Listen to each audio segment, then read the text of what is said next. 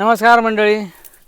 हे तुम्हाला वाटत असेल की या वावरामध्ये एवढं तणकट का झालं, हे एवढं गवत का झालं, तर याच्या मागलची कहाणी अशी आहे की याच्यामध्ये आम्ही पेरला होता चारा ढोरायला, म्हशायला, बैलायला.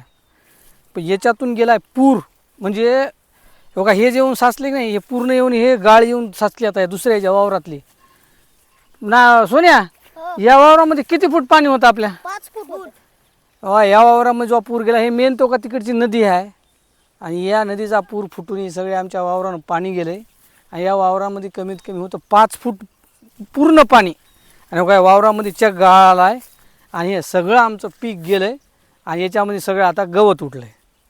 तर आता बघा हे सध्याच्याला अशी परिस्थिती आहे. जे नदीकाठाचे जे शेत हातं हे बघा, पिंपळगाव ढगे, तालुका लोहा, जिल्हा नांदेड. तर हे नदीकाठाचे कमीत कमी 1 किलोमीटर नदीच्या तिकडं आणि 1 किलोमीटर नदीच्या इकडं, इथून तिथून असा पट्टा सगळीकडे हीच परिस्थिती आहे. ह्या शेतं कोणाचे खरडून गेलेत, कोणाच्या शेतामध्ये जाऊन वाळू पडली, काळी माती सगळी वाहून गेली. आता याच्या मग आमच्या याच्यातलं बघा हो काय चारा सगळा गेला आहे आणि त्याचं सगळं गवत येऊन उठलं हो का, असला झाला हे प्रकार. आता हो का हे बघा हो का, इथं एक दाट आहे, हे बघा हे दाट इथं आहे, तर दुसरं दाट हे बघा इथं आहे. हे असं झालं, हे सगळं पेरणीचा हे होऊन गेले सगळं. आता याच्यामधलं सगळं पीक गेलं आहे, असं गवत उठलं आहे. हे बघा हे तुम्हाला वाटेल, हे बघा याच्यामध्ये बघा किती वाळू आहे बघा. हे म्हणजे सगळी माती वाहून गेली आहे आणि बघा असली वाळू येऊन साचली शेतामध्ये.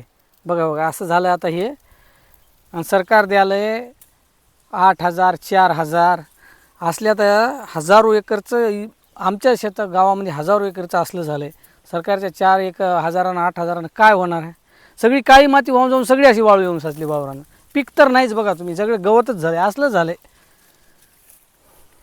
कमेंट करून सांगा आता कोणाकोणाचं वाहून गेले, कोणाकोणाचं राहिले, कोणाच्या शेतात वाळू आले, कोणाच्या शेतातली माती गेली. आम्हाला कळू द्या कोणाचं काय झालं आणि काय नाही.